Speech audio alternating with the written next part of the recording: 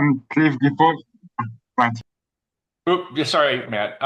Yeah, hey, Coffee Compiler Club. Here to talk about compilers, language runtimes, implementations, all kinds of things. I think Matt had something short to say, and then Ryan's got an interesting topic. So I want to hear, Matt, you had something short to say? I cut you off.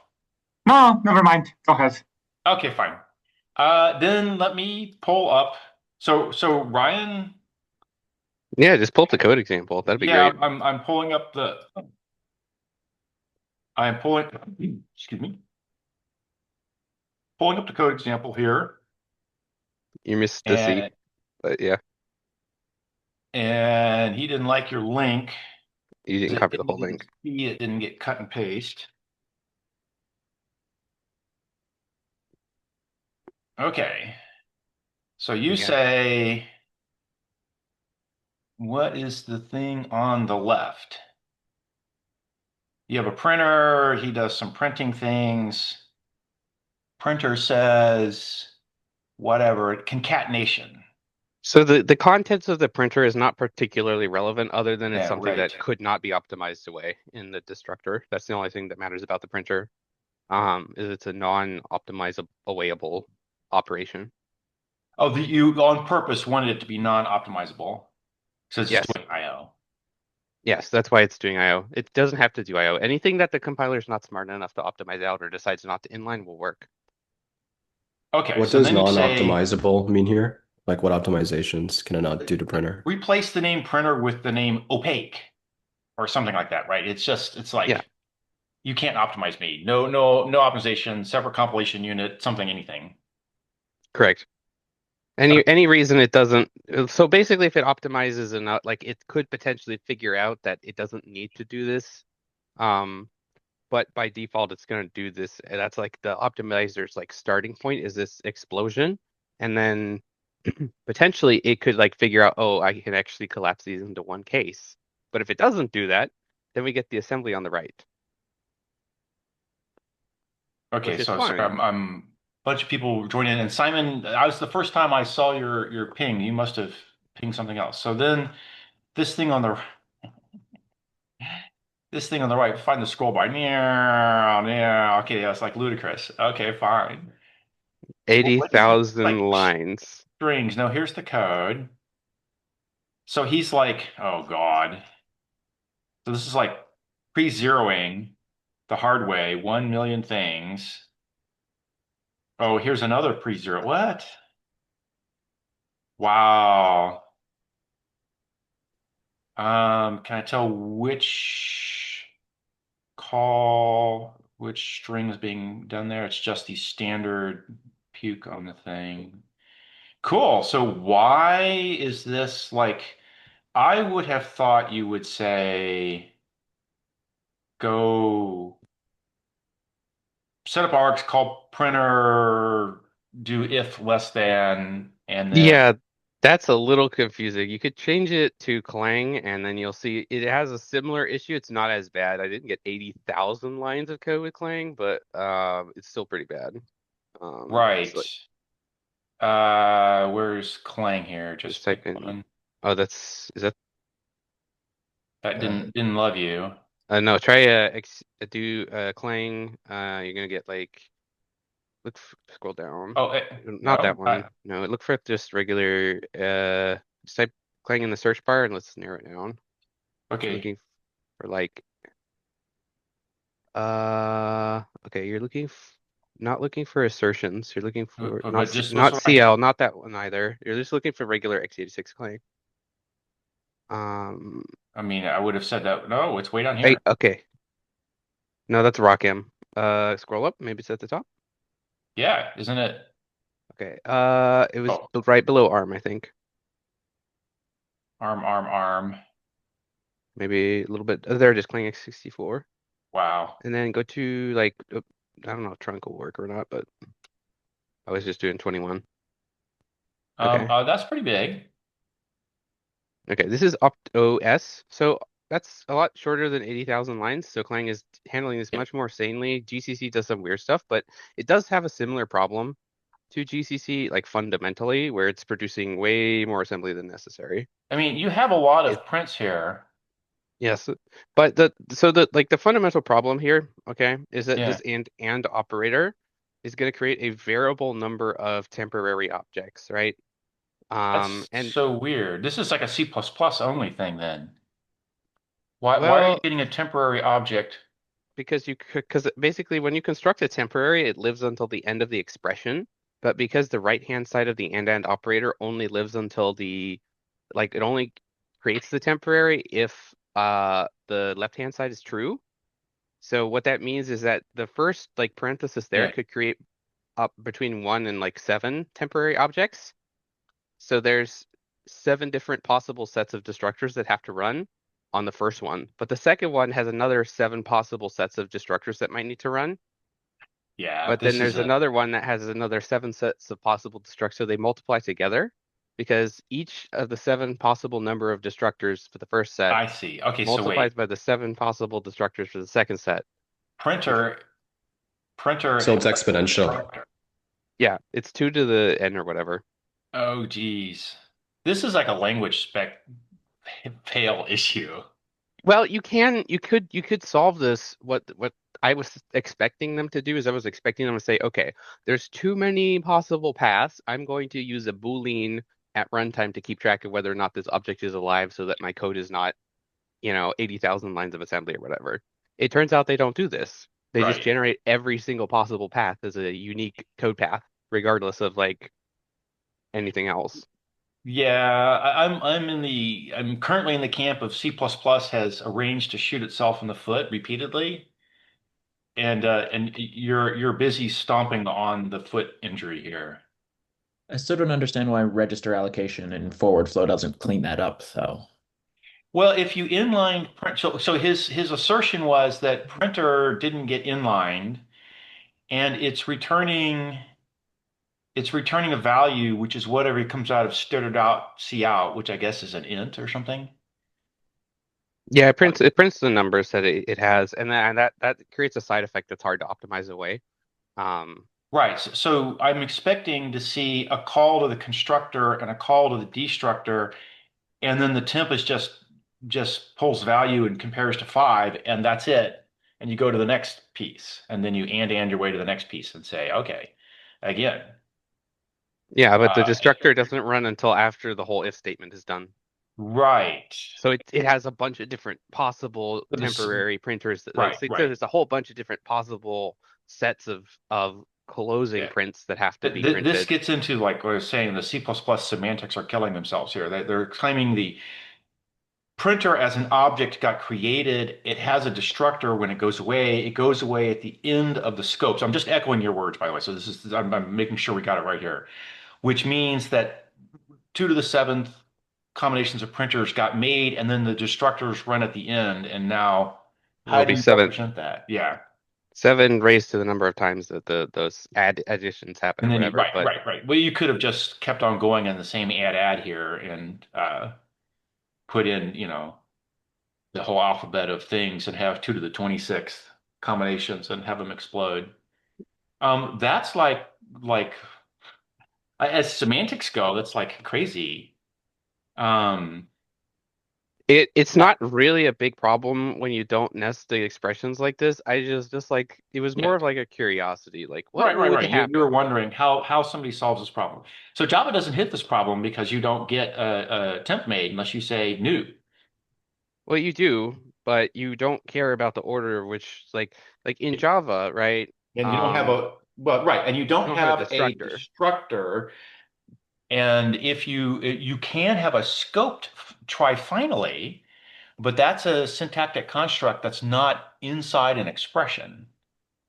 So I'm actually curious. So I'm assuming like Java could just create an object like on the stack, and then if it's on the case where it doesn't use the object, like if the first half of that short circuit is false, it just needs to like not put anything into the object because there's no Yeah, destructor in Java, to my right. understanding. This gets into optimization. The semantics are when I said new, I allocated some memory and I populated it, and then garbage collector cleans it up. There's no finally. Right. Well, even So this doesn't use allocation. Like this is not heap allocated. Like all of these are on the right. stack. So But that's a C++ sort of expectation that you only ever stack unless you put it in another place. So the Java thing becomes an optimization where I say, instead of allocating this thing up front, I'm going to grab all the values I could allocate, carry on running, discover that it's not going to happen, and throw it away. It's an escape analysis. So you could have the Java code say, I made a new object, I used it, it went dead. I don't need to actually make an object. I'll just register the whole thing. Yeah, maybe. Right, So, but so here the difference is there's no destructor in Java. Try finally is a syntactic construct that you can't be inside an expression. There yeah, is I don't nothing think. to force retention for the object. There is nothing to wait here, and that's why it doesn't happen, I think. I'm sorry, say again? That you're very faint. Okay, let me try again. Right now, is it good? It's a Better? little better. Better? Okay.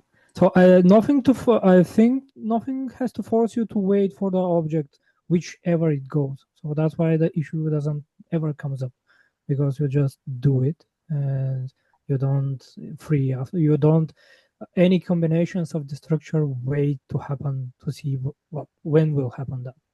Oh, Yeah, is it? I think There's, this I think the destructors have to happen in order. Yes, that's I think that you have to keep the combinations have to how Right. they And should that happen. was Ryan was saying maybe a bit vector here. So I cut you off, Ryan. What were you trying to say? I was gonna say, yeah, Java just doesn't have destructor, so it just doesn't even have this. Doesn't Like, have you this can't even problem. construct this as like You a can't make that example.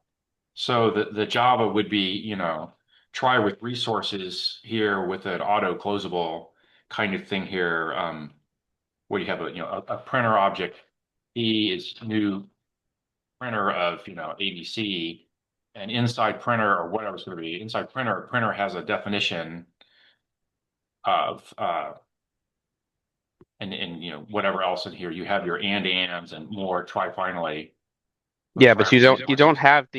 have the short Yeah. circuit that preserves the objects until the end of the scope. Like, you Yeah. have to write out all the exponential cases manually in Right. There's Java. no if of try finally. So class, printer, whatever, implements, auto, closable, and then it has a, constructor that says new, which is whatever you want to call here, right? I think I heard a similar rant from Dot Chris Latner on why you really want strict lifetimes to the degree possible. So I was thinking, my idea for how to solve this is to create a concept of which I'm calling. I don't know if anyone has a better idea of a name for this, but I'm calling these implicitly discarding sub-expressions. And the idea behind an implicitly discarding sub-expression is like it's a sub-expression which implicitly discards any temporaries that are used to construct the sub-expression. Yeah, you've made a sub-expression that had a temporary in the first place, and that Java doesn't let you do that. Well, it would just you have to type new. No, right. But here, I don't get I mean, the. actually, I wouldn't say that it doesn't, because in Java you can still create temporaries. Like, every Oh, addition yeah, is a and people temporary, right? do, and they get optimized by the compiler all the time. By explicitly destructed, do you mean a del keyword or do you mean a no escape keyword? In Java, there is no destructor equivalent. There is auto closable, which can be used by try with resources, which is purely syntactic sugar, overrunning a try finally, where he calls the close in the finally clause. So But Ryan, here do I you can have make a this temp, structure? right? Do you have destructors in your language? Do you have Yes, yeah, something? it's very similar to C++ in this regard, and that's So actually where I was kind of mhm. like What it realizing. comes, I don't know if it work. What it comes to my mind, if you treat the inside of his if statement as some region that you automatically deallocate, something like a, yeah, and each if section will be deallocated in order, if you will, Well, because it's the logical short circuit operator that actually creates the problem, not the if statement. So, like, it's the and. So yeah, okay. let me actually kind of share some of the syntax I was thinking about here. Mhm. I'll do that in the second one block here. So, for example, like, say I have A equals B plus C times D, like this is like normal, and then I have this concept of an implicitly discard or explicit discarding sub-expression. So for example, what I could say, let's say like by default I do this, and then it creates this B plus C temporary object. But what I could do, or hang on, sorry. Let's do it like this, and then plus E. Okay. So I could create these two, E, but then I change this parenthesis a little bit and I put an exclamation mark in front of it. So, The exclamation is a lifetime management syntax. Yeah. So this is what I call an explicit discarding sub-expression. So the sub-expression Okay. is this part here. Yeah. Right, it's part of an expression. This is a explicitly discarding because it's like visible in the code, right? So Yeah. I've said basically, so what's going to happen is it's going to create a temporary object C times D, and then it's going to do B plus C times D. So if that operator takes a parameter by reference, like const reference, then that temporary would still be alive until the end of the full expression. However, if you use this explicit Right. discarding sub-expression, which is this like exclamation thing, then what will happen is when it finishes evaluating this part of the code, it will destroy all the temporary objects that were created while evaluating this sub-expression, except for the return value. And then it would proceed to do the addition. So the temporary from C times D would not exist at the point where it's adding this to E, even if the plus operator took this parameter by const reference. The same thing as slightly different, more different wording. The thing inside of bang, inside it will be discarded as the end of the. If Until you're you doing a finish it. ref counting It will language be- like Yeah, Swift that or was I meant. Something like an arena. That is the same effect. The thing you put inside the bang here, it will be discarded. It will be deallocated at once or Right. evaluated. I'm of the language design moral theory that you don't get temps by just writing expressions. You Yeah. don't allocate memory when you're just writing expressions. Maybe I'm Okay, just being slow today, but I still don't get what the exclamation point is buying us that just doing lifetime analysis wouldn't tell us in the first place. Like, His why example, can't you do this automatically? right? His example, the lifetime analysis is trivially obvious.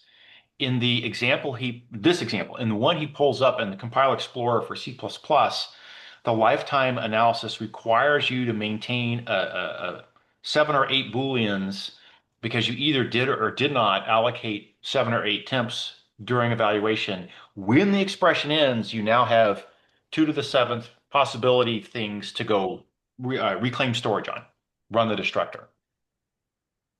And that's the compiler explorer saying, I mean, GCC or Clang saying, okay, I have all these possible things I have to decide which one to blow up on. And they do a kind of a job that doesn't fit well, doesn't code well, what I would call not mechanical sympathy, for such a deep expression here. So if I come back here, we're back to Compiler Explorer, this guy, right? So hide this, just look at the code here. He's got a thing which has a destructor and a constructor. They have side effects, so they can't be optimized away per se. They have to be done in order. He then does this pile of crap, which this makes a thing that has to be destructed. And so you get some IO at the end of the expression because the lifetime semantics of C++ say that the parens I've just balanced here is the lifetime of that expression. That's when the destructor runs at the end of this wait. No, that's not true. It doesn't run. That's so the parens. It actually like the full expression is The whole so thing, all the way at the bottom, all two. So at the end of the if statement, yeah. that's Okay. when the objects start getting destroyed. They persist for the whole full expression. Okay, I would claim you don't need the pluses to make this example terrible, but this is the same idea. Then because of the and, you did or did not make this one, and then you did or did not make this one, and then Well, the next, if the I next. have I have a chain of ampersands together, right? Like Yeah. since they're short circuiting, like I can only like I can't run the one in the middle without running the one that's first. Right. Like, But And you you say have to destruct. You're essentially doing something like if some, well, I guess the first one is temp equals a new printer, and he's going to destruct it in a minute. And then if whatever temp2 it prints, temp2 is equal to new p, and else it didn't happen. And then somewhere down here, he's going to do twiddle temp, let's call that 0.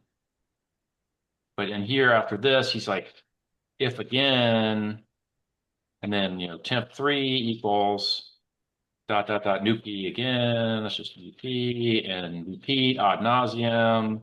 And then down here, he's like, okay, when did I call the destructors here? It's some condition. I have to go inside out, right? I have to do temp twiddle temp3 and some condition, whatever that is. I have to do twiddle temp, that's 3, and here is Yeah, 3 except here, 2 here, and 0 or 1 or whatever. He has to record the condition under which he made the temp, then run the destructor. so GCC, the reason why the code is like 80,000 lines or Yeah. 8,000 lines or whatever is because they don't create conditions. They actually create a separate code path Right. with no Boolean for each object's lifetime. So it's actually like Yeah. it's in the if else chain. There's no variable anywhere Right. that's like checking if it was Right. allocated or not. This version I'm writing is the efficient version where he collects 7 or 8 bools and then tests the bools at the end. And you're saying GCC doesn't do that. He just explodes it. And then, of course, you get iCache blowout and all kinds of horrible compile times. Okay, fine. Okay. Well, I want to claim that this is a horrible, an example of where C++ has horrible semantics. So it sounds like the game that it's trying to play is if I have 6 different code paths that require 6 different patterns of allocation, I could figure out all 6 code paths, do one call to allocate everything I need, do my work, and then clean up. He's not. But its attempts to be clever in collecting together all the Well, allocations it's for not one is really like allocating, it's dropping the it into the flame. destructors because like it doesn't allocate like in the Java sense of allocation, right? Like Right. these are all stack variables. The object has no space consumed. It's just running the code. I mean, I guess the string allocates, but that's not the important part. No, this is a constant. These structures could be completely inlined as sort of useless. I mean, just 2 registers, one for the int, one for the string pointer. Yeah, actually, yeah, there's small string optimization, so yeah, it wouldn't allocate, actually. You're right. Could it be the case becomes pathological because the order of the destructor has to be pretty determined? Yeah, that's what we're saying. The order of the destructors has to be, they have to be done in the correct order coming out. Yeah. And since it cannot know when it has to consider all the combinations of all orders, Right. It's not really the order; it's whether or not the destructor should run at all that creates the problem. Because why don't you do like why not do like weigh them at the end of whole? Well, that's my example is something clever where I have some conditions, but he's not doing that. Let's see here. If at the very end, he has to have the middle thing. So at the end here, he's going to say twiddle temp3. Let's see if I can do this with getting the exponential on just a small handful of things. You're saying he has to know this one.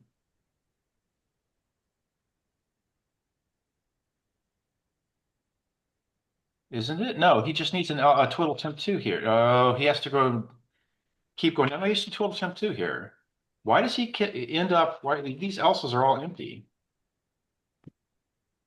Why isn't this the pattern? Because it's the empty else's that you copy the sub expressions into. So that's where the additions come into play. So like if you don't have the additions, you don't have this problem. So like if you just short circuit, right? So let's say that I just have those short circuit operators. Let's say I have 5 and-downs, right? Oh, I'm going to create between 1 and 5 objects, and then I have right, because you have the add in there. Yeah. So and now he has to decide to run in parallel or not another version of temp3. I'm missing where the add shows up, but there's some other version where he clones like this.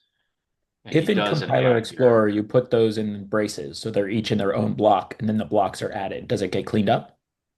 It would be fine if you did each one in like a lambda expression or braces or whatever. Like it wouldn't be 80,000 lines if you did that. Like the reason why this is exponential is because I'm taking this group because like if I have a chain of ands together, right? It can only like it can run one like if it runs there's only one possible way that it creates one object. There's one possible way that it creates two objects and one possible way Right. that it creates three objects, which is true, true, true, false, false, false, or false, and then you don't evaluate the rest or whatever, right? All right. So you But actually do need the pluses here to make trigger the pathological case. right, because if I have like 1 to 5 objects that need to be destroyed, okay, if that was all it was, you would have 5 code paths, which is not that bad, right? That's linear with the size of your input. So yes, you would have else cases, but that wouldn't really cause a problem. And then But look at what when you happens to the have assembly when we put one of them in a block, say the middle one. if you put a lambda, it would just not be exponential anymore because it would destroy the objects at the end of the sub-expression, which is where this discarding sub-expression concept that I'm trying to introduce is actually useful, which just says instead of waiting until the end of the full expression to call the destructors, Yeah. when I evaluate a discarding sub-expression, I'm going to, at the end of that discarding sub-expression where I have a value, a return value of that sub-expression, I'm also going to then, before taking that return value and then doing the next step, I'm going to destroy all the temporaries that were created in the evaluation of Right. the The discarding weird thing sub-expression. for me is that you're making conceptually you're making an object and then it has a lifetime equal that expression, and then you destruct it at the end of the expression. Although, I mean, Yeah, it's that not. semantics seems weird to me. So yeah, in C++, if I create an object, it does last until the end of the full expression, As not. opposed to a lexical scope, but you're doing it inside an expression instead. Yeah, Yeah. the exception to this might be if you pass the object to another function by value, but what's happening here is a comparison, which is less than 5. So it's going to try and compare printer to be less than 5, which is going to call operator int, which takes itself as a reference because it's not actually passing itself by value, it's passing itself by reference. So the original object still exists because it's taking itself by const reference. And there's no way to pass this as a value in C++. At least maybe after in like 23, I don't know how decal type this is going to work if you could do that, but at least traditionally there hasn't been a way to do that. You can only pass it by const reference, or you can pass it by like mutable ref or by R value reference, Yeah. Well, or const all right. double R I'm value ready to ref move if you on. really want to I do claim that. C++ is shooting itself in the foot here, and that's its choice, so it's done. Yeah, so in my language, I said, this is not a possible thing that can happen because the and operator implicitly is like an implicitly discarding sub-expression on the right-hand side. Right. You claim the lifetime scope of the things that got made ended not at the end of the expression, but at an and boundary also, Right. That's why which, it's an right. implicitly discarding sub-expression because I've said, okay, at the end of this sub-expression, we are implicitly discarding the temporaries. So why doesn't the temporary end, why did C++ choose to leave the temporary alive past this pair of parens? So if you have in particular like R values, let's say like I have an object that contains a field, and then I call a function that takes its parameter by const, and then it returns a reference to an object inside the other object. If it destroyed that temporary object immediately, then that second reference would go out of would be You like go out of scope also. yeah. Yeah, okay. I'm still in the zone of these are not great language choices here. I think it was pretty reasonable, just nobody thought about how to write the compiler to do this. Like it actually does Right. make programming a little easier. Like creating implicitly discarding sub-expressions does make it harder to write correct code. Like it is easier to segfault your code if the expression implicitly discards temporaries. Well, Like I it would have said you don't get to make a thing that has a constructor and a destructor inside a parent expression. A lexical scope, yes. Inside a parent expression, no. And that's just a well, language choice, right? It's a different. Yeah, it's a language choice because we want to support things like, big integers that, allocate memory internally, but, things you can't do without garbage collection, unless you have destructors, like big ints and like custom classes, matrix Cs and stuff like that, where you have like a big chunk of memory that backs the thing. You might want to be able to do like add, subtract, multiply, or get references to stuff Yeah, inside the right. matrix. Like custom classes, like It, you it's might. the it's the algebra-like behavior for like matrices that in my head has at least some amount of qualification here for being an interesting choice. But then the whole it's not it lives past the immediate consumption by the less than, which is just a proxy for I made a call with this temporary thing in an Right. expression, and then the call returned me part of it. That sounds just like So the thing is that though that this is like um in C++, it is defined that like if the compiler can figure out that hey, this object is not actually needed past this point, it will optimize that away, which is why I put that IO inside the no. destructor. I get why you did. You're saying that for trivial objects doing trivial things, which big integer is not trivial. Um, for The comp trivial things, it cleans it up, and that makes total sense. And for Big not trivial integer, things, it'll probably still clean up a big integer because it might be able to say, hey, these like the order of the destructor does not matter in this case. Whereas if I'm printing things to standard out, the order does matter. So then it can't fold it. can't fold it. Yes. Because like if all I'm doing is like deallocating a chunk of memory, the compiler might say, okay, I know this is a deallocation function, and the order at which these deallocations happen doesn't really matter, so I could just deallocate it now because I know this is the last use of that It's allocation not in the it's not the program. allocated storage, it's the requirement to run the destructor logic, which has the side effect. Right, but if the Requirement for the side side effect if the side effect is something that it can say, okay, I know this side effect is just deallocating memory, then it could like optimize that away and say, okay, well, I can optimize No, these no, I'm deallocations. okay there. So all right, fine. So I Yeah, want I to think what I'm claim I getting think caught on is we've that I want my language spec to say run the destructor immediately after the last use of the variable. that's what I was thinking. Except that that starts smelling like the halting problem. Um, well, I would claim that in Last an use is not expression you necessarily could determinable argue at compile time. that as soon as you got a value from printer, it's done. Like you've created a printer object and immediately consumed its value. It's like a new allocation, except it's immediately consumed by the less than the conversion to an int. Right, but that would have Now to it's dead. take its parameter by value, which you can't do because it takes its so this is taken by reference. Right? It's not passing this object Yep. as an object by value, it's Right. taking a reference to it. So if you could pass this by value, you could implicit like that would No, I'm cause. saying it's well, what I'm hearing from Aaron, what I want to say here is a different language would demand that the object was dead immediately. That's In that used in this kind of a context, it would just run the constructor, run the destructor, and have whatever, whatever you get out of the thing, and you're done. well, that does cause some efficiency concerns with the like move It's semantics and like it's the so. same problem that you're having here. It's not efficiency concerns per se. It's is the semantics so weird that I can hurt myself? And then if the semantics is commonly efficiently cleaned up, which it would be in all cases for a more trivial object with no side effects, then it doesn't matter.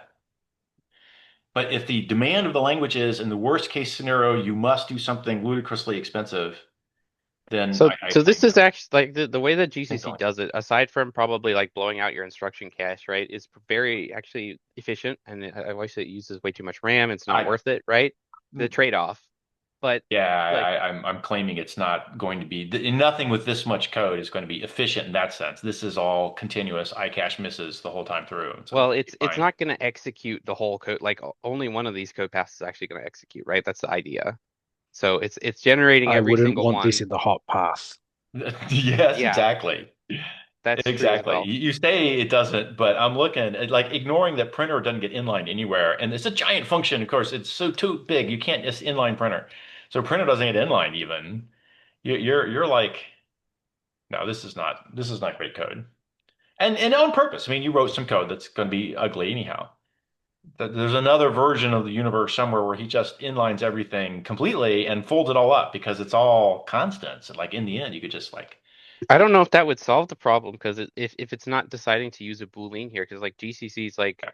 optimization path is generally like I want to have separate code paths and I don't want to use like runtime variables, right? So Yeah, it's I in didn't that sense. either. Like hotspot, I don't know if anywhere, if I did, it would be very rare. So I'm agreeing with GCC here.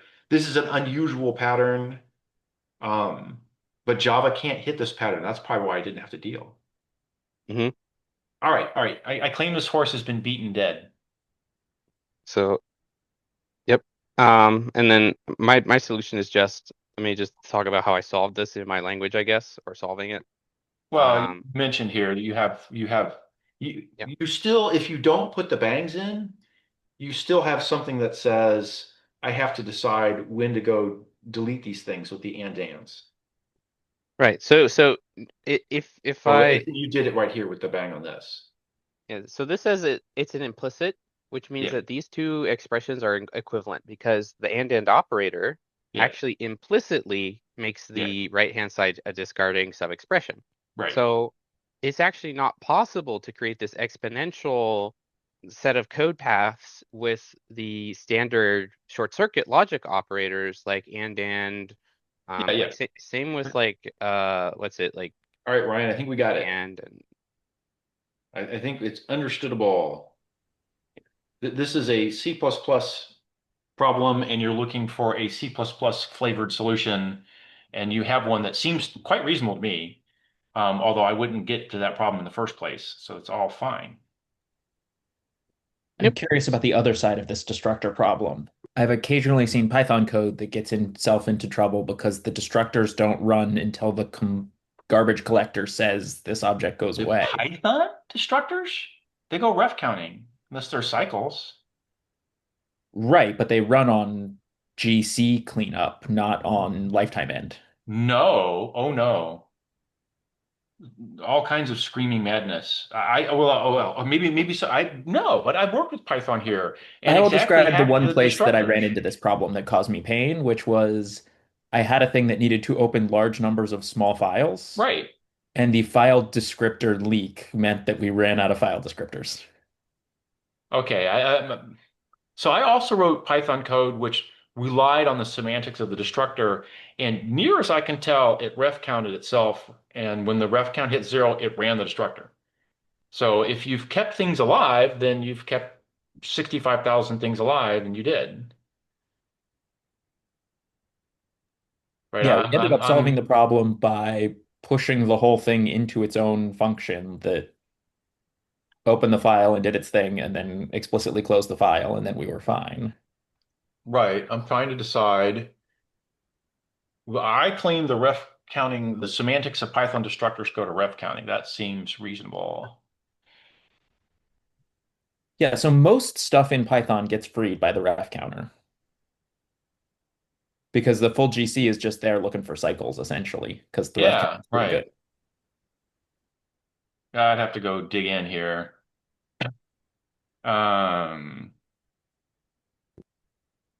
and then there's a discussion going on about when it happens and whatever. I'd have to go. But my question was the sort of more generic. What are people's advice if you're designing a language that has both GC and destructors? When should Don't have destructors run? finalizers. Yeah, I would do a low syntax Java version. I really enjoyed C++ destructors on lexical scopes, not in the expressions, which is what Ryan ran into, but as a lexical scope. So it was routinely that would put the file object, which opened the file, and then the destructor, the exit scope exit would close. I'd lock and unlock. I would allocate and unallocate, right? This was a convenient pattern as a lexical scope. But that would force you to write a function big enough in order to keep the file open. If I'm going to have it opened over a large period, and I want to and have a destructor do the thing, then the file could be scoped somewhere. The file object that's going to get destructed itself has, say, a list of files he's going to nuke. And then you have a complicated logic, and in the complicated logic, you allocate files, and they go into the list of files that you're dealing with. When you exit the top level scope, all the files get closed. Then you decide how many of them close when and where.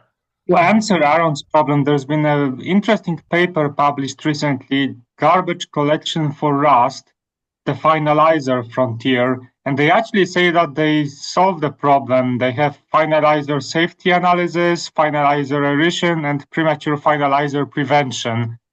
So that they actually even say that it becomes simpler in the context of Rust, a lot of those finalizer problems, which is interesting.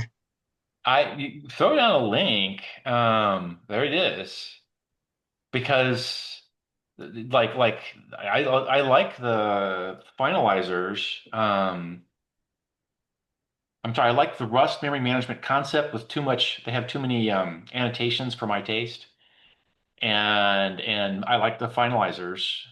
I'm sorry, destructors. I want to stay away from Java. Java finalizers are bad. Don't do Java finalizers.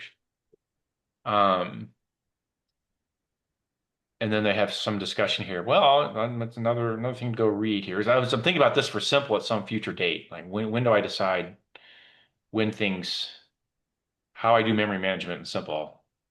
I'm hoping I can do a better job of flow analysis and decide lifetimes more robustly, but I don't know.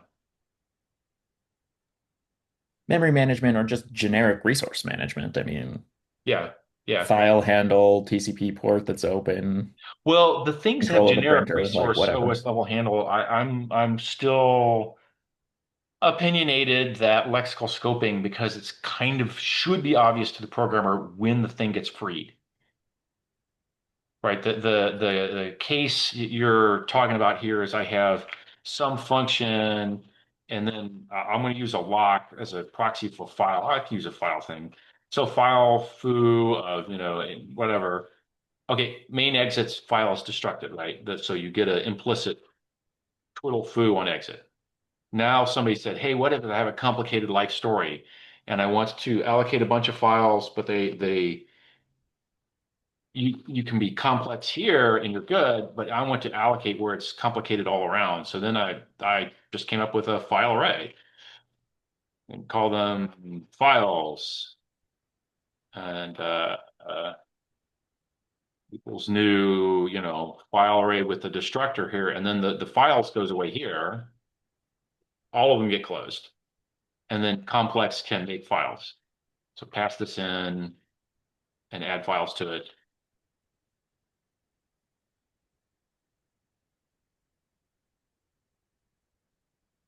And then all files get cleaned up.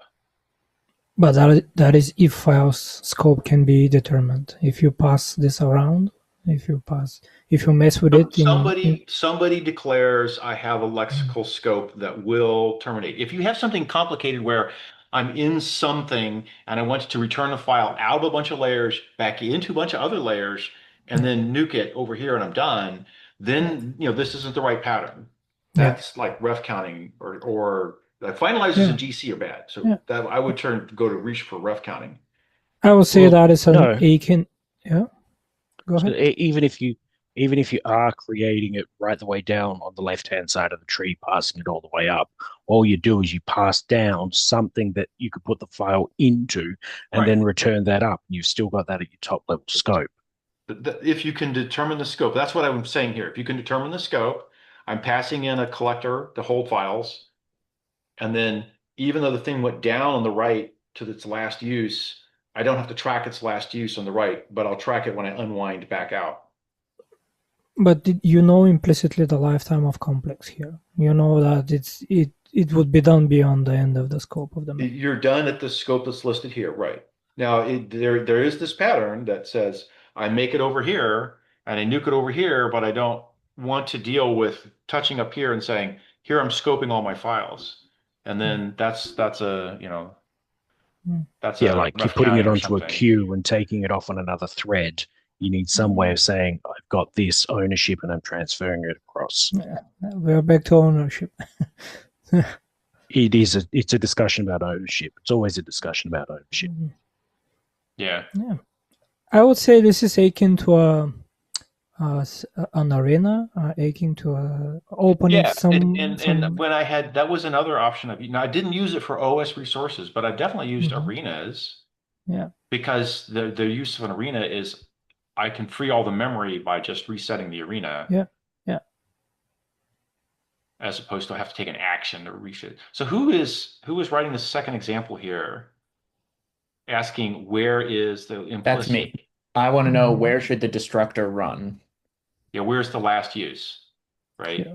There are two options, three And it's options. like, well, depending on the value of random, it's No, either the first one or the second one. So I can try and put the constructor call in two places that's conditional. I can say what I'm going to do some kind of join and put it at the first place that is downstream of all possible last uses. right. So that's your that's If how you I'm want your jumping string. around some crazy state machine, there might not even really be a join of the last use places. Oh, there always is. There's a post place. So You so can't have an opening brace without a closed brace. yeah, right. So a example here is that you have curlies up here, and then you have closed curlies, whoops, here.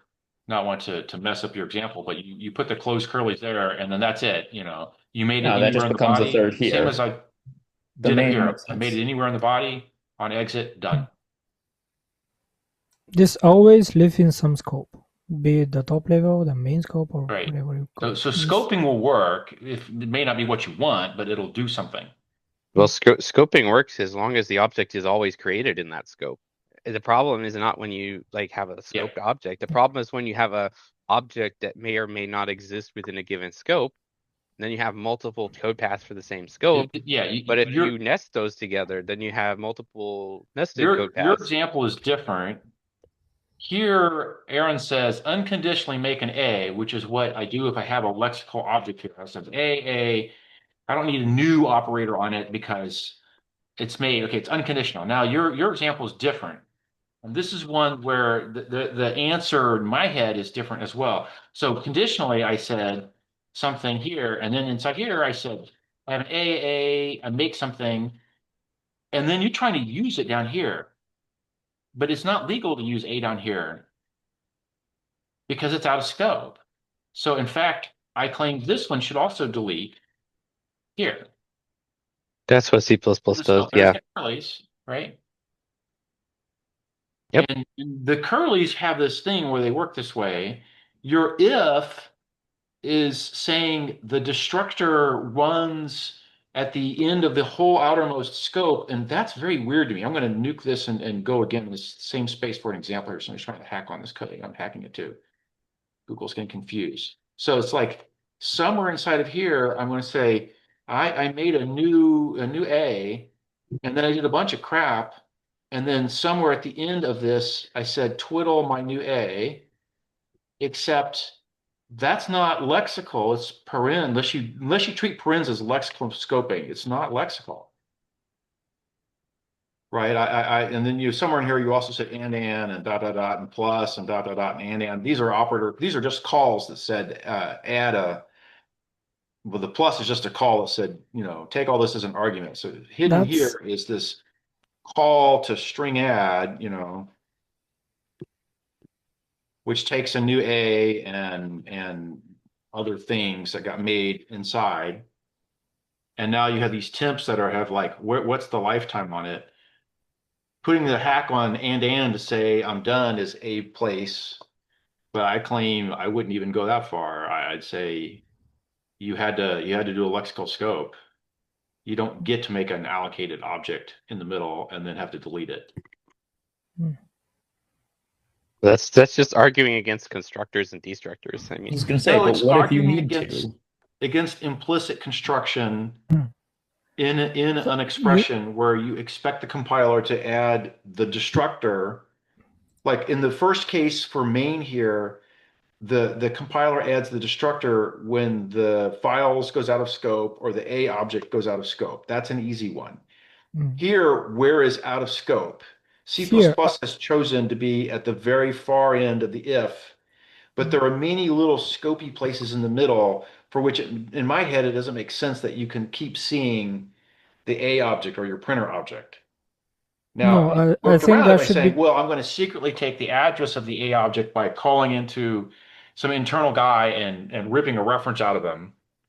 And that goes to C++'s, oh, you can take a pointer to anything anywhere and then nuke it, and then it doesn't have any memory safety, so okay, you're dead. Well, there's a problem with not allowing the expressions to persist, because let's say I do this, right? So let me empty one of these. Earlier gonna do something with big int, which I think was a good example of I'm making a bunch of temps that are big ints, and then when I'm done with my big int math, I want all the in-between Yeah. temps to go away. I want to So that multiply 6 matrices together.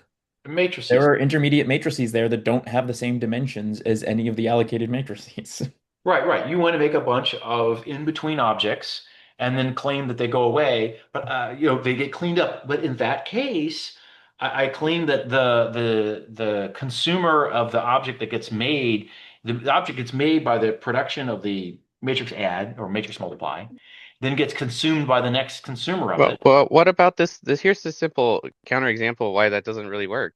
Like I have a function called make sequence, right?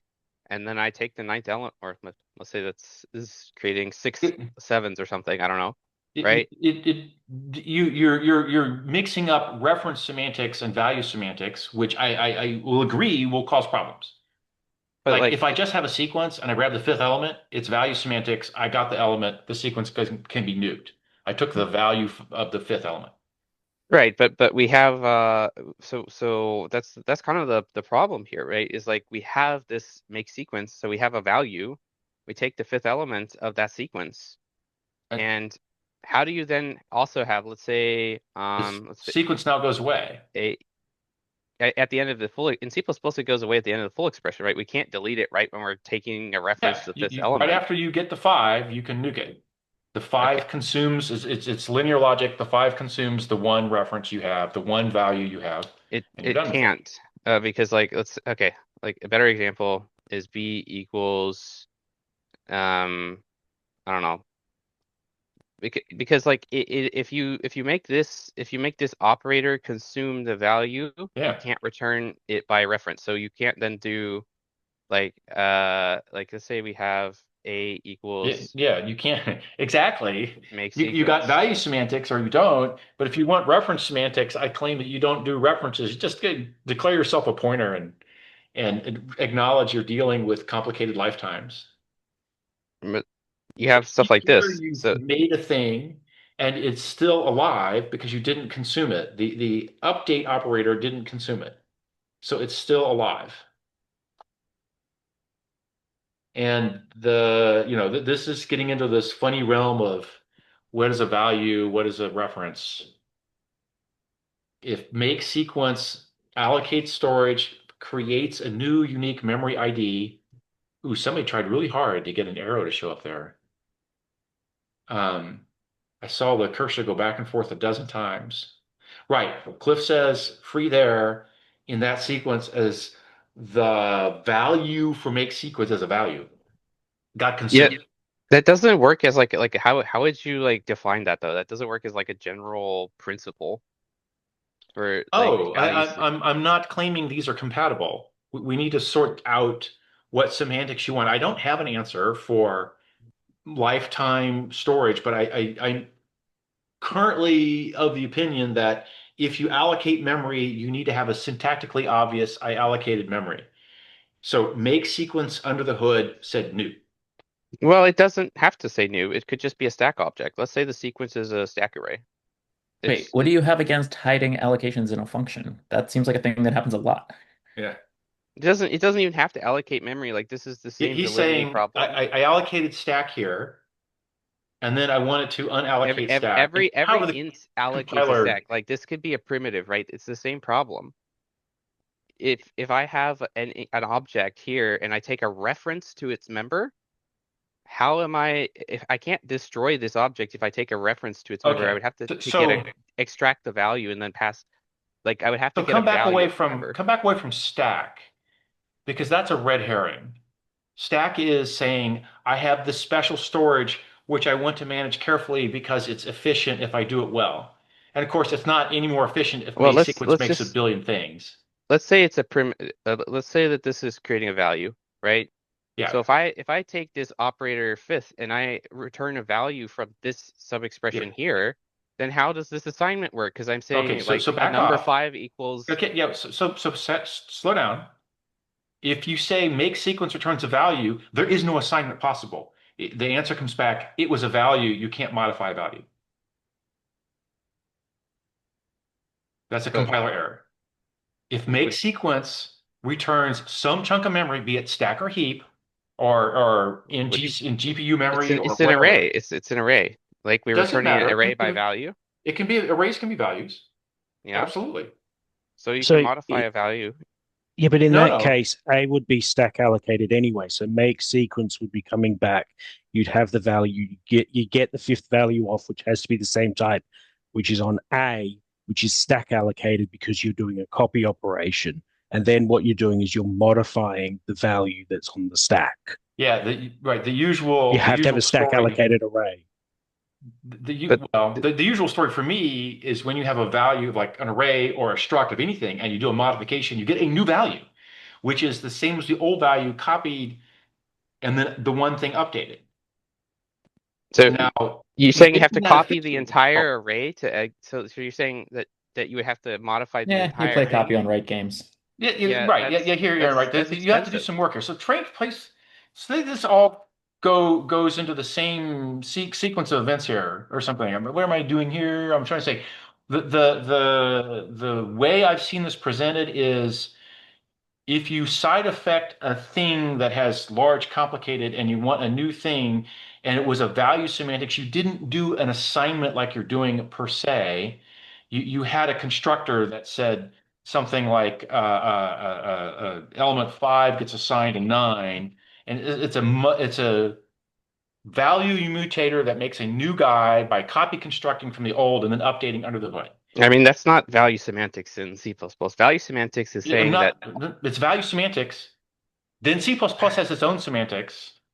Well, what we call value semantics is saying that all values are behaving the same. There's no distinction between a primitive and a not primitive, right? They all behave in the same regular pattern. Yeah, in value semantics, you can't assign to a subpiece. That Yes, makes you a can. brand new value. Any assignment really makes a brand new value. That's not what we call value semantics. Like that's what you would call like immutable or copy on reference. Okay, I think we have a jargon problem now. Theoretically, this is the way it happens. In actuality, yeah, you make it fast because you can modify individual values. But theoretically, when you update a value, you get a new value, and then you overwrite the previous one. Okay, I see what you're saying, but what the value semantics means is it doesn't mean you can't have a variable that has a value that's mutable, right? It means that if I am taking a value. Okay, so we have this jargon problem here. So we're using value in two different ways. Because when I say value, I mean the mathematical description. Okay, you're saying the entire value. So yes, the whole thing is a value. You can't mutate a value because that's the definition of a value. It is a thing as a whole. And there's no right, but you can mutate the variable's contents, and you still have the value. You can mutate a variable to make a new value, but it's not mutating the old value in any way. Yes. Okay. So I see what you're saying, but this that doesn't. So having the ability to take a reference into a variable does, in my mind, okay, so value semantics means that my value I can do this is a mutation on a variable. It's not like a mutation on a value. As soon as you say mutation, it's not value semantics. I have a memory identity and some sort of identity on the object, and then yes, I can now it has state, and I can now mutate the state. Right. We still okay. So we still call that value semantics because to distinguish it from reference semantics, right? Where if I say okay, I have I would claim don't say value semantics. Oh, you're gonna blow away the guy's down arrow, which is so hard to put in. So let's say don't say value semantics. Say C++ references or something. I think this is the standard way. So the notion of value semantics here is like I have this, right? Yeah. And then if I do, for example, B0 equals 0, Yeah, I claim okay. that's an error Value because so B was a value, you can't okay. modify it. Reference semantics. It would be A equals 0 to 3, like that. And then B equals this. And value semantics, Java, right? So in Java, it'll do this. In You mean assignment or equals equals? You don't mean equals. okay, I'm saying that this equals would be like the equivalent. It Has could assert. content. Oh, Yeah. I see what you're saying. I'm sorry, I misunderstood your intent. You can go back. Okay. So and then B has content because I guess you Right, can't do and I claim equals in Java. that Java will not. No one with value semantics will do this. You have No, picked I mean, this not. is correct. I agree actually with Ryan. This is correct definition of the value semantics, that you have that the assignment of independent objects does not result in modification of another object, then you have value. And that is a commonly agreed upon definition of value semantics. That I actually have to agree with Ryan here. Okay, so we have a different notion going on. The A is not a value if it can be side affected, or B is not a value if it can be side affected. You make a new value. No, that is not a common definition, and it is really common. Like, go to conference talks, just go to 10 top results on YouTube for conference talks about value semantics. Every single one, I think I will claim, will agree with this definition. This is already commonly agreed upon. I mean, here Both definitions are the same. They're What Cliff's not saying is when B subscript 0 gets assigned to 0, a new value is created and then put in B. Yeah. You end up in the same state, but you've got the additional step where you're creating a new object, and that new object then gets entirely overwritten over the top of B. Yeah. Well, so the difference I think is that value semantics really means like if I create a new variable, is that a value or is it a reference? And in C++, it's always a value, regardless of whether or not it is a primitive or not, right? By default. Like you could create a custom class that does something else if you want, but like the general behavior is that if I create a value, unless it is a reference type value, or like if I'm creating a variable of a reference type, it is a value. So it behaves like this. Yeah, the Java References version are values is and values reference are semantics. references. It's not values.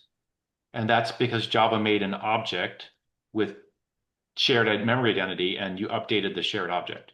Right. And in C++, ints are objects, bytes are objects, chars are objects. Everything is an object. You can't put something in memory that's not an object. They all behave the same, right? There's no, okay, this is a primitive, this is an object. Those are not distinct in C++, right? A bool is an object. They all behave the same way. Right. I don't think we're disagreeing here. Like an object can be in C++, an object and a value are potentially interchangeable, right? Where we can say Is an int an object? Yes, an int is an object in C++. I kind of think Yes, I int think is it an is. object. Yeah. I don't think we're disagreeing here. I was disagreeing about the notion of a value being mutable as opposed to, Ben was saying essentially you make a complete Right. Well, So at this point, Ryan, B equals A. This should be a new array. Do I get that right? in reference semantics, you shared the pointer to the underlying object. I would assume that you share, you take the pointer to the A, but here you copy the whole array into in a reference B. semantics, you copied the value. Yeah. So unless you have a way to distinguish between them, you have to choose what you want. Right. And now you have you have to say yes. So in programming language, value semantics just means that when I create a variable, I'm creating an entirely new storage space. That's what what value semantics means. Whereas reference semantics is like there's some kind of reference counted thing implicitly. Garbage collected, it doesn't matter. It's a memory identity. So let me make this a little more explicitly obvious here. A 1, 2, 3, dot 1 billion. Okay, this is an enormous thing. Now, is this free or copy? Whoops, copy. Well, in C++, that's still gonna copy that, right? Yeah, that's what I'm asking. Yeah. So when we write this b equals a, we are clearly we have to decide what it means. In one case, it's copy the pointer. One case, it's copy the billion things.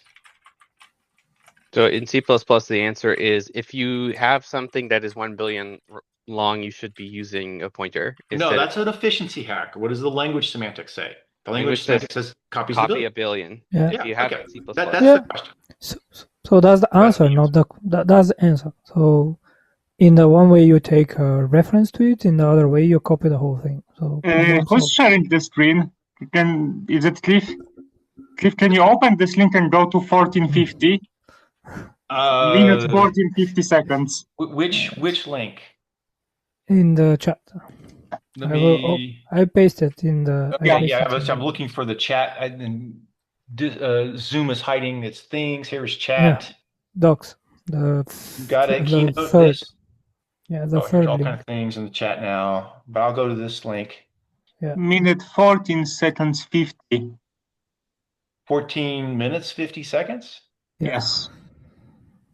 14:50. We have to get 10 seconds early. Yeah, and pause because it may disappear. Maybe I go can't full hear screen it. because go full screen because this is small. Right. Is that share? Yeah, and those that's basically what do you mean value semantics? Two things: regularity and independence. And this is pretty common. So, for example, there are laws with respect to copy, assignment, move, equality, hashing, deserialization. You can see if x is equal to x is equal to y, then y is equal to x is equal to its copy of x. If x gets assigned to y, then x is a copy of y. And we also have independence that cannot be written to already via operations on other variables. So this is this example of a and b that we had before. Yeah. If you assign, so for example, if you have a reference, then reference, of course, does not affect is not a value semantic.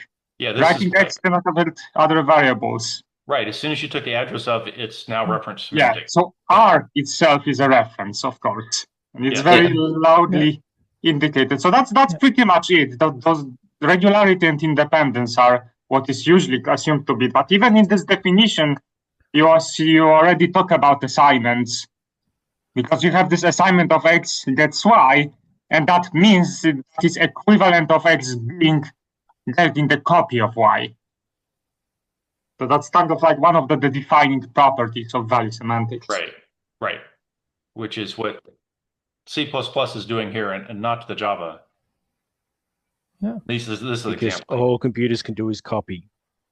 Similar with Swift, similarly with Hylo. And Hylo, I think, is an interesting study because Hylo does not have first-class references, but it does support things like slices, views. You just have to be explicit about this, and that I think this makes an interesting choice. So. Wait, are we going to watch it or just? Oh, I think we should just read the slide. Agree. No, just the slide I wanted to refer to because I think that's the definition is self-explanatory. In the end, it's what I think it's what you used to. So B equals A, I'm used to take a reference, not a copy. But as Ryan said, you should be a pointer if you have billion elements. The same thing, you should be a dot copy to copy the whole object, and you're again in the value semantics. So it depends. Language design choices or things where people have you must say copy or you must not say copy or it depends how do you perceive it. This has implications because there have been studies on programmers done by Sriram Krishnamurti that have found that most students new to programming are actually confused by reference semantics. So when you pass an array to a function and inside the function you assign to this array and then it was aliasing another array, most students are confused that this another array now is modified, and most students expect a copy. So it's not just a matter of subjective opinion. I mean, there are statistical averages and majorities of what is more confusing, what is less confusing. Yeah, I actually, regarding that topic, I was thinking after I finished Quaxling, I was going to make like something kind of like a scripting language, like in terms of ease of use, not having to do manual memory management and stuff, but that has like value semantics, because like there is not currently an easy to use value semantic based language, as far as I can tell, except maybe Haskell, you could argue, but that's not easy to use. Rust does not Rust. R does value semantics, and then everywhere you want efficiency, you have to come in and say something different. And that was being used by all these, medicine and science and physics SR, and MATLAB, they all do that. Yeah, yeah, but right. I feel like the difference between reference and value semantics here is like in Java, it's chosen for you. It's reference, and Yeah, it's always reference, right? Like yeah. unless you're using a primitive type, then it's a value. Whereas in C++, you get to choose at each point where you create a variable. Are you going to create a variable using a value type, or are you going to create a variable like using a reference And type? having And you just can walked choose. away from a very large C++ program, I claim that the ability to have that is well and heavily overused. Nearly everywhere I looked, people were making that decision pseudo-randomly with no regards to performance, really. Somebody decided this probably needs to be super optimized, so I'm going to do it this way or that way or whatever, but no, it felt very random. Fine. I feel like you do get a hang for it though. It's something that like if I'm taking arguments by the stack, I want to take const reference because I'm not going to modify my input. Like there are certain patterns of reference usage that are very safe, right? Like we talk about references as being unsafe, but like as long as you don't extend a reference's lifetime past the point of, Oh, like if you receive. I wasn't thinking the reference things were an issue. It was the fact that you had to go sort everywhere you went what it meant when somebody did an assignment. Am I copying the reference? I'm copying a pointer to, I'm copying the contents of object that's big or small or templatized to be vast or not. You can't hardly tell. Well, that's one of the things where like C++'s type system comes in, because like you can take auto, but auto will never create a reference type. Like it's always the underlying value type, unless you do auto double ampersand, in Yeah, which case okay. you always get a reference type. The Well, only my experience was different. It was not helpful to have the wild variations with not any obvious, in my head, rhyme or reason. When I wanted sort of very efficient, dense packing of things, I specifically called it out. And otherwise, sort of for the Java land, and otherwise it's just like, hey, do whatever's easy, can fast, and has obvious semantics here. I would argue that I honestly, one of the reasons I advocate for value semantics is not just efficiency, but like I also struggled with reference semantics. Like I would create an object and I would mutate it, and then like it would create a bug in another part of the program because they ended up being the same object where I should have copied them. Right. And you can say copying is not good for efficiency, and I agree with that, but it makes it much easier to reason about the program's behavior. I'm not going there in that sense. Like I've lived all my life with both, and reference semantics I'm very well used to. And maybe that's just the deal. Like the value semantics turn into surprising costs for a bunch of people. I run into this problem all the time. And then the reference semantics have these surprising side effects. Okay. And now pick your poison. But the flip-flop back and forth between them was not helpful for me. Yeah, I like being able to. Making the decision based on performance is the absolute wrong way to make the decision. You use objects and references when the identity actually makes sense. You want a single point of truth. If you Yes. don't, you copy it. Otherwise, if it updates because the thing it represented actually updated, and you should be expecting it. If your random string updates because strings just update out from under you, you've got a problem. Strings themselves are their identity. You have to understand where the identity comes in and design your system around that. Yeah. Yeah. That's what So here's an idea that I have for my next language when this one's finished. Is objects are going to be passed by value, but internally they're copy on write references. So you could copy a giant object, but it's really just ref counted. Isn't that right? what Swift does? What Swift does. And Ryan, please look into Hylo, because Hylo is been designed by people who worked on Swift, and they notice that you don't need to do copy on write actually. What's the name? I've heard the Hylo. throw it in chat now or link somewhere. I totally have seen this language. I'm forgetting where it Does came Swift from. use copy on write for like large objects and stuff? I thought it did. Swift uses copy on write for value semantics objects. So in Swift, struct is mostly like value semantics, but you can also have reference semantics class. By default, actually, you are encouraged to use value semantics. And then it uses. Oh. It has been designed by people like Dave Abrams, who have worked in C++ Boost community and they're very familiar with value semantics. Hylo is a new design that is based on the lessons learned from Swift, which it turns out you don't actually, it uses so-called mutable value semantics. Turns out you do not need to do copy on write, and you can still have pretty efficient value semantic implementation. Oh yeah. I have the copy on write class in my own usage, and what it does is it checks how many references there are to object, and if there's only one reference, which is the handle that you're editing. Yeah, you don't need to do reference counting either. That is overhead. You don't need this. You can have compile time type checking. That is going to ensure you don't need that. And you do not need first class references either. And you can still have efficient in-place modification of objects because you can call out this efficient implementation. There's actually maybe this in-out and yield. Well, what if you pass an object into another struct and you do an assignment, and then you don't know until some runtime variable happens whether or not you're going to overwrite that with a different object, and then in another place where the copy was made, you then have this modification that happens later on.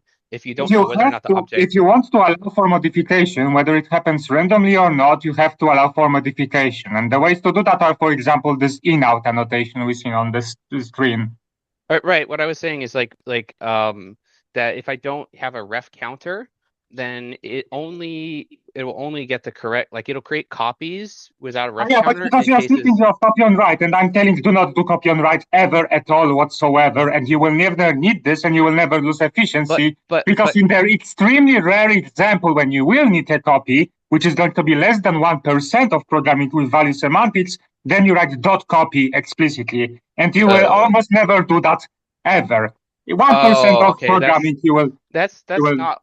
I don't like that, because if I have to do dot copy, that kind of defeats. You will almost never do this. You will almost never do this in practice if you have designed your language well for value semantics. And I will claim if you don't have to often do this in practice, then you have designed your language poorly, and it's not a good value semantic language, and that includes C++.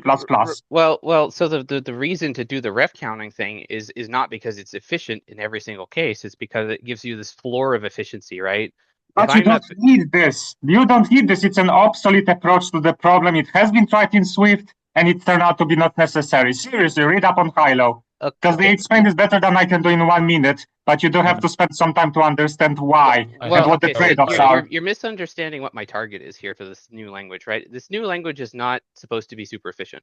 It's also easier to use, by the way. It's actually simplicity argument that it's much easier to use, much easier. I'm interested now, but all right, let's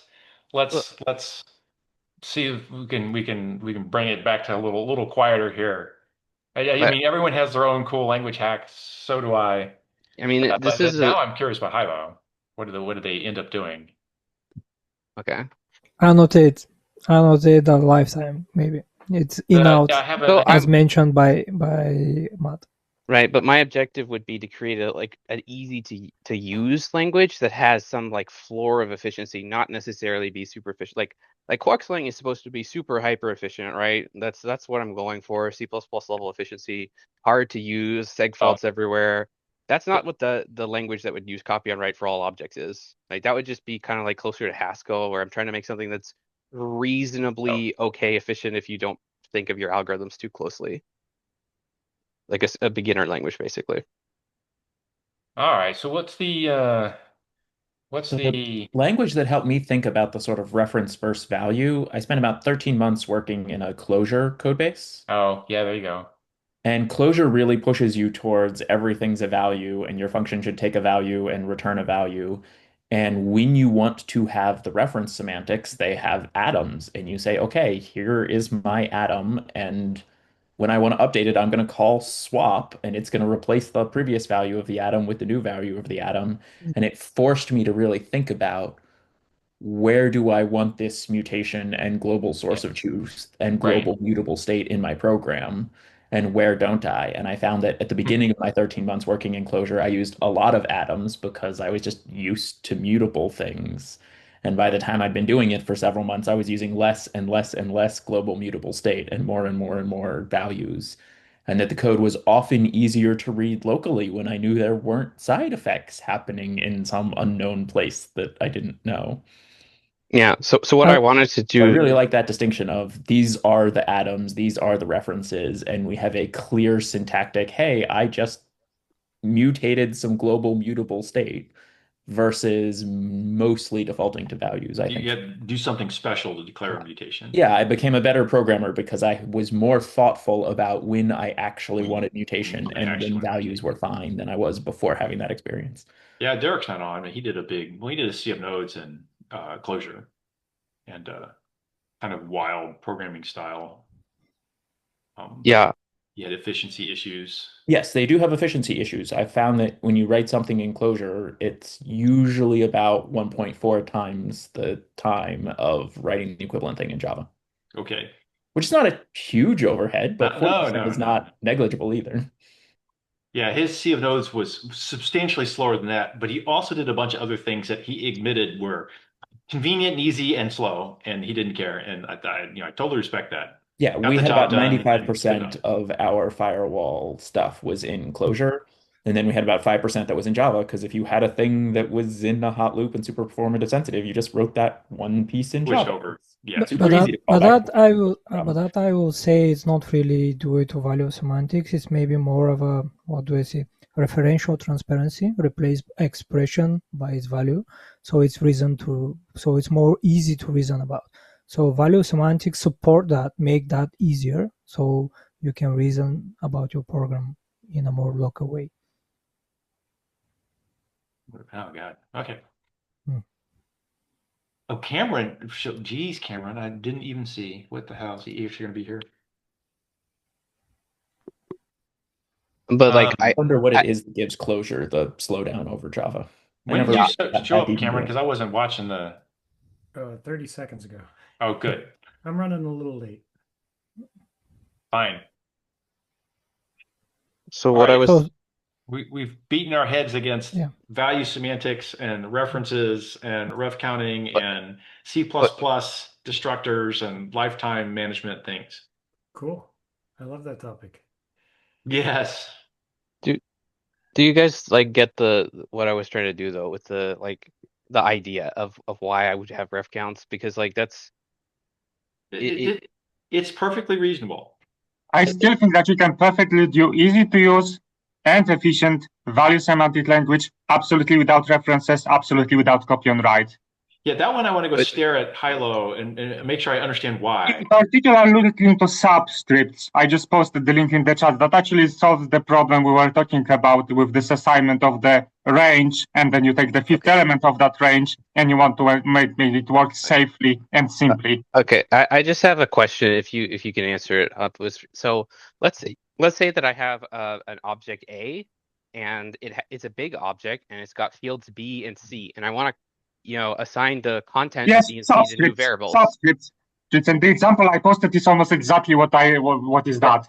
How would it do that without copying though? Hang on. Going to work in the type system to temporarily give an ownership to the assignment. Okay, so this is just borrow checking then. So it doesn't actually solve my problem. Without having to do annotations every single place like Rust does.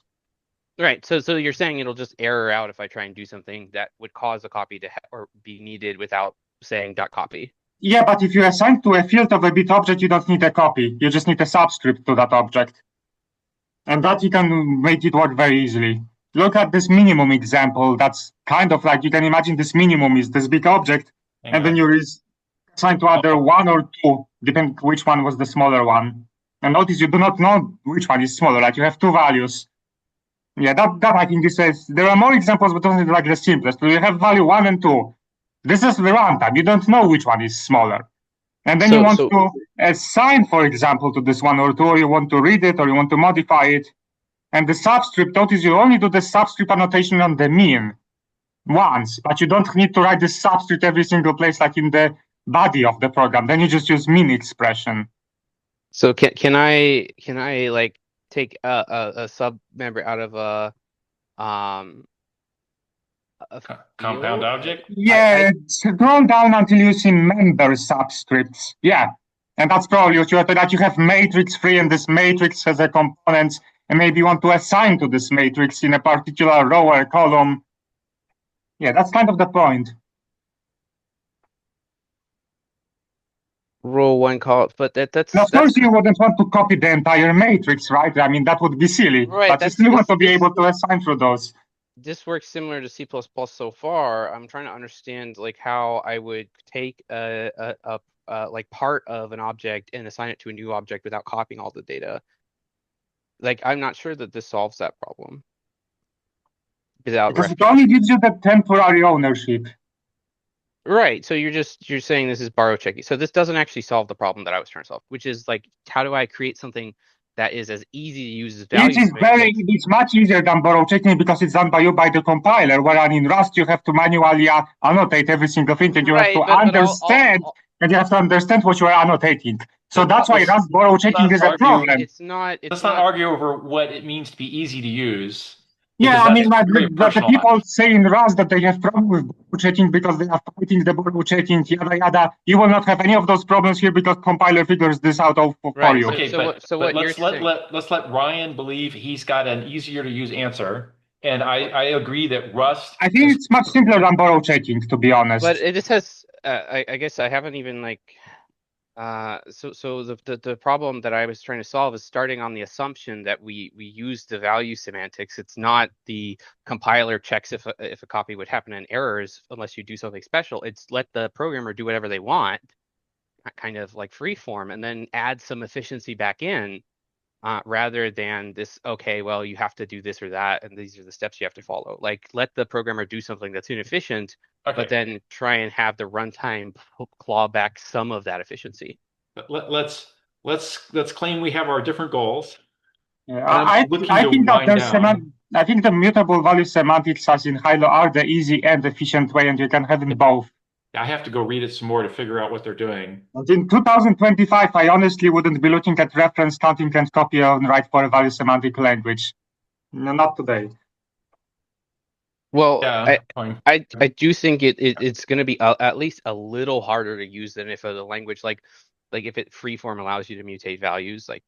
Depends on what you consider to be easier or harder to use. Because for example, as a programmer, I wouldn't want to have implicit copies either. As someone who has to reason about the efficiency of the program, efficiency sometimes can be correctness. And if the program has copied underneath me, then that's incorrect because I didn't want to have a huge tensor copied suddenly because I have forgotten about it. It doesn't affect the correctness of the program. This is hard because maybe I ran out of memory. My GPU maybe has only 80 gigabytes of memory, and I had those 80 gigabytes used for the weights and the activations of the model I was training. And now I did one small modification, and it's been copied. Completely different target audience. Both you guys are wildly. Ryan, there are people who are in high school. There are people who are in high school who haven't finished high school who are doing machine learning models today. They are beginners, and those beginners need help with those 80 gigabyte copies today. Yes. So maybe I don't think we are living in the 1990s anymore. Everyone needs to have access to efficient GPUs because this is table stakes in 2025. This is what basic scripting is for high school students today. Okay. Let's calm it down a little bit. Okay, so I can give my one-sentence version of the story that I had, which was I grew up writing Java and Python and living in mutable land. And when I started learning Clojure and doing value semantics, I found the code was much easier to write and much easier to read. And all I had to do was completely change the way I thought about writing code and my style in order to get there. There you go. I think similar change or mind shift way back in the 80s grad school days. Okay, wait. Then I'm going to let Ben go as a different topic, and then we'll wind it down. But we can always revisit this next week. Yeah, copy and write is not that inefficient. Okay, go with Ben. Yes, you have the comment in the chat. You're muted? Yeah, I just realized I was muting. So yeah, I found you guys because I was looking up compilers and all that sort of stuff.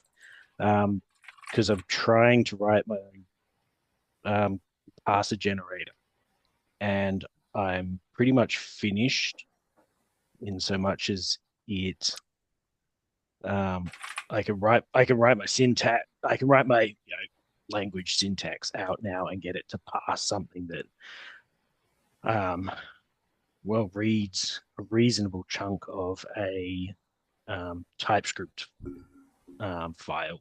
So it's slowly but surely getting there. Don't know if I can. Yeah. So I thought I'd. Yeah. I'll double on Cameron's question. Yes. What's new? We had a parser generator guy, Jules, who's really good. What is the new thing? I don't think there really is much of a new thing. I'm not too sure. The new thing is I looked at a whole bunch of other parser generators and they were a pain in the neck to use. Yours is not. Like It could be. mine. I don't know. Mine does what I want it to do. Oh, yeah. So there's a big difference. Mm-hmm. So what basically, so what mine does is I'm not really too sure what it does over anything else or the other ones, except it's got a couple of different concepts in it. Like you're able to specify tokens that you're just checking that are there and you skipping over. So, you don't care that the open brace is there. You just care that an open brace is there. So you just skip it over and it never makes it into the abstract syntax tree if you want that. The other thing I wanted is I wanted it to generate it. So I wanted it so that I could switch it between the abstract syntax tree and the concrete syntax tree, because most of the time I'm using the parsers to get the syntax tree out is because I want to go through, find some stuff, and then go back and modify the original source code. And all the parser generators I could find would only give you an abstract syntax tree, and then you'd go, I want to make these changes, but how do I get back to the exact location in code You that I have want a to modify? concrete syntax tree lying around too. It's like every LSP on the planet has to do this, right? Yeah. So you have yeah. So if you want to change the indentation, it's fine. You've got the concrete syntax tree. So you just look, before every token, is there white space? Does that white space contain a new line? If there is a new line, put 4 extra spaces after the new line, and you've just indented the entire section of code because you've got that concrete syntax tree there. And also as a feature, I wanted to be able to turn it on and off. So if you don't care about the white space, you don't care about the concrete syntax tree, you just change all the tokens so that they're essentially just markers and you're ignoring them. Like I don't care about the white space, parse over it, drop it off, and just give me the abstract syntax tree. Yeah, so that's pretty much the main reason I started writing one, so that I could do those sorts of minor tweaks. The other thing I found is most of the parser generators generally produce things that were relatively slow. I've produced something that's much, much slower. So I haven't solved that problem because I haven't even bothered going through and actually profiling it and figuring out what I need to do and change it. I look at stuff and go, yeah, that's dead slow, but at least I can understand what it's doing. I'm going to push that off to the side and then I'll get around to making it fast. Come around later. So what's your end goal here? You're parsing JavaScript? So at the moment, I'll be passing. So my current job requires me to pass C# and JavaScript and HTML.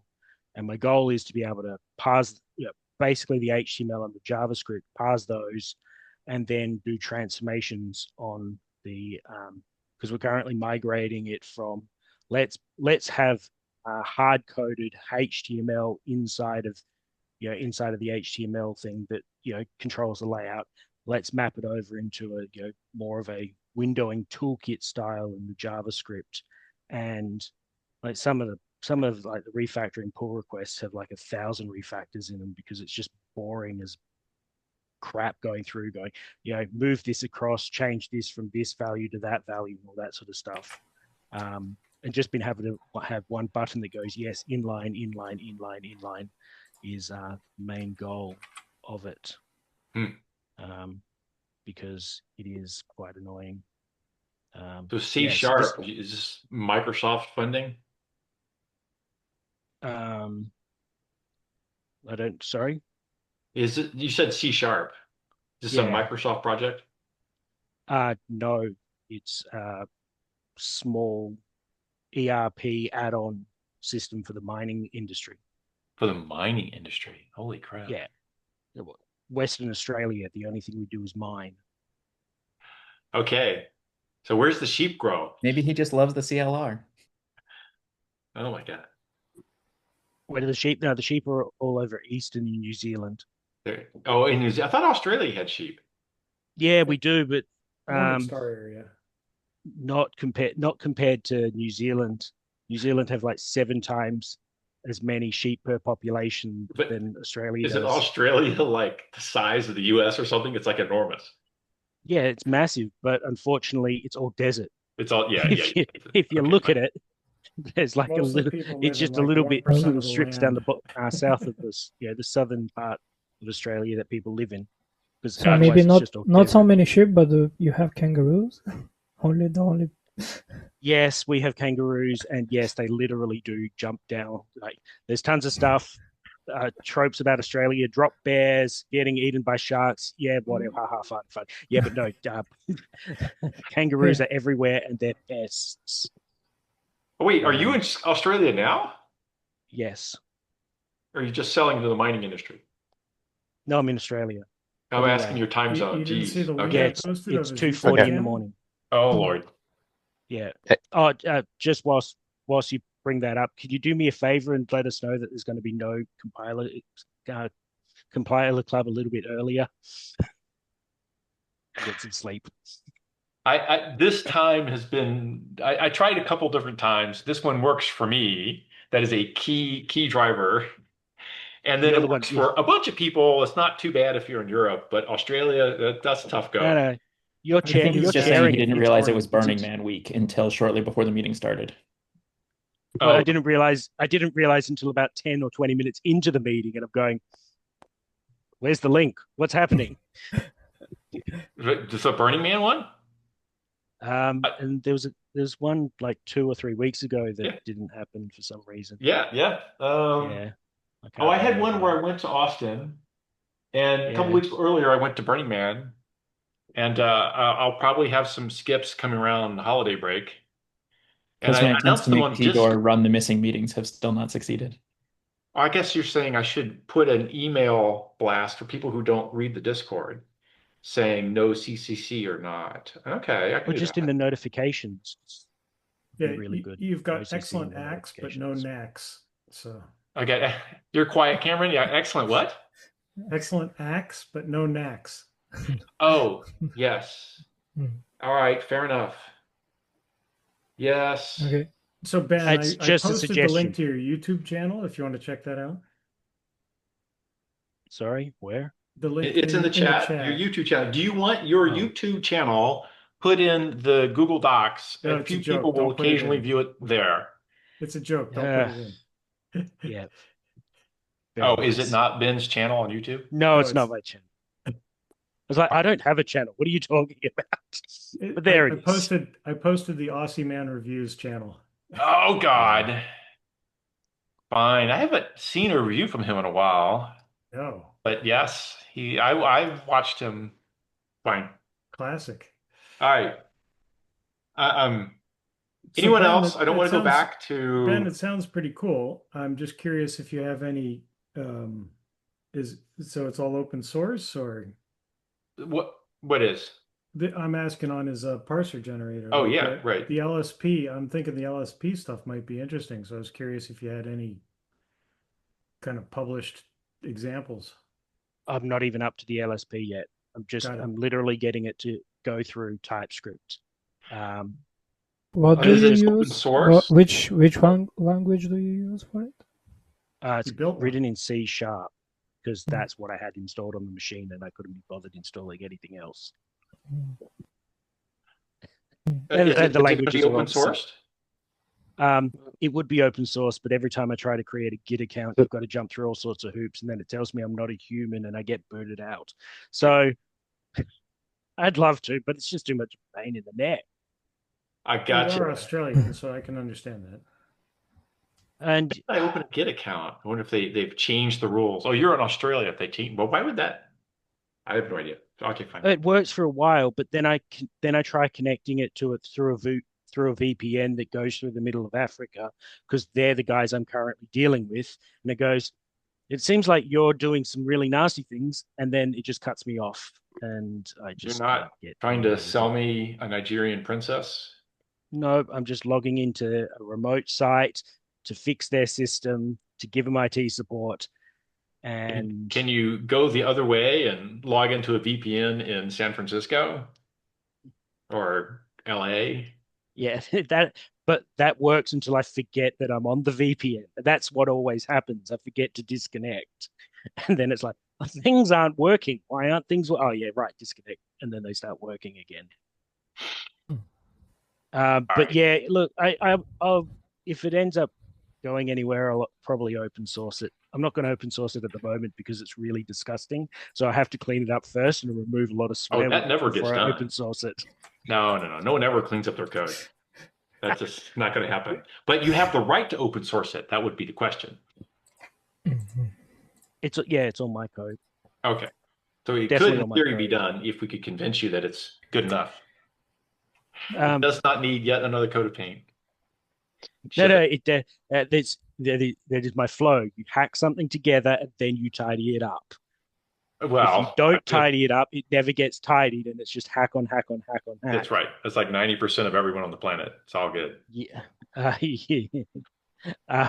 I've built a career off going into places and going, I'll fix your hacks, and you get the hack level down, and then like 3 years into it, they look at you and go, but what are you doing? Well, you remember what it was like when I started, right? Yes. Now you know what it's like now. Yes. That's what they I'm never doing. remember what it was like when you started. That's what I'm doing. Oh no, yeah, exactly. they do, but then they look at you and go, yeah, but what are you doing now? That's what you're doing when you started, but what are you doing now? Like, you're right, because as soon as you take your foot off the accelerator. What have you done for me lately? Yeah, exactly. So I move on. Just Ben, just tell them you're an economist and you're honing your rent-seeking behavior. There you go. Your MBAs will get it. They'll understand. The phrase that I like to use is to remind people that every piece of software you interact with is just not quite bad enough to be rewritten. Yes. All software is as bad as it can be without being replaced. Okay, so Matt and Ryan are having an interesting conversation in the chat. Possibly somebody could cut and paste that into the doc if you guys intend for it to. It will mostly disappear if it's not put in the doc. Do you want it preserved? The conversation you're having? I mean, I could bring it back up on next week, but I mean, I was just trying to like written a fair amount of stuff, and Matt has as well, and it can be easily preserved in the doc, and it can be easily forgotten when I only copy the video up to YouTube and not the chat channel. Yeah, I kind of sensed. Matt's not saying anything, so I'm gonna let it go. I could summarize it. Okay, hang on. Say again, Matt. I'm fine either way. I'm just saying. Okay, fine. I did sense though, Matt, that you were missing some of the points Ryan was trying to make. But I think vice versa, because I did capture the point that this is about easy to use language for beginner programmers, and this is exactly where I claim you can still do better than copy on write. Exactly in the area of easy to use language for beginner programmers, yes. Is there any other audience you were thinking of, Ryan? Because I thought that's what you were talking about. Okay. So why don't either one of you, maybe Ryan first, but either one of you, take time when I'm done with video here and put a text chunk in the doc, and the doc will remain writable for some time, and you guys can go edit it. And yeah, I'll just bring it up next week if we don't have time. I think it's a 3,000 word essay by next week. No. It's honestly, I don't feel like it's not that much time to explain it, but I felt like I was trying to get a word in to explain what I was trying to say. And next week you'll have a chance to refine your arguments Yeah. in both directions. And I'll get a chance to go read up Hylo, which you've mentioned before, Matt, I swear, and it's still there and still looking good. So That's taught from last year by Dave Abrahams, Hylo, the Safe Systems and Program Language built on value semantics, that I would link I recommend. want in the doc. My argument is not to refute his point about Hylo. It's that I'm trying to do something entirely different, and That's it's what not I heard. relevant to Yep. me. Like it's a different design pattern, and I'm Hey, see you, Arthur. thinking of techniques to make it more efficient. Yes, I think that this may be repeating the only reason I'm kind of started to chime in is that I think this really may be repeating what Swift already did. Swift is a great language in many ways, but that doesn't mean it's not possible to improve upon. And Okay, let's not go down this very long. Hang on, let's not go down this very long, interesting conversation at 10 till noon on my time. Okay. I have errands I have to run today. I did want to respond to something Aaron said when he was talking about, all software is just a little bit. Say again, Cameron, because you're getting very soft. When Aaron was saying that, software is all just a tiny bit away from being bad enough that you rewrite it. I used to have this question I would ask people. I was like, how does software die? And the answer is software dies when the cost of maintaining it exceeds the cost of replacing it. So basically, it's kind of the enshittification of all existing stuff, right? We let stuff rot. We don't maintain it. We don't keep it up to date. And at some point, it's cheaper to replace than it is to maintain. And that's how software dies. Companies are like, hey, I'll just let this go. It's not worth investing. And that's why Fortran's still around. Interesting point. But COBOL's not. And COBOL's not. Oh, good point. Excellent. Yes. Well, it's still around, but it's not being actively developed. Yeah, let's say Fortran's still got a life. Yeah, which is kind of scary to me, but okay, there it is. All right, I'm going to be done. I'm going to call it. I'm going to go get my lunch and go run my errands. And certainly a very active conversation. V2 next week.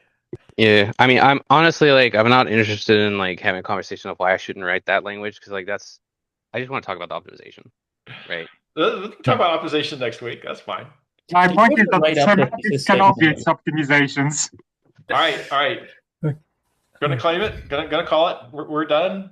The chat has interesting conversations for next week. Very fun talking to people. Hope to see you next week. Bye.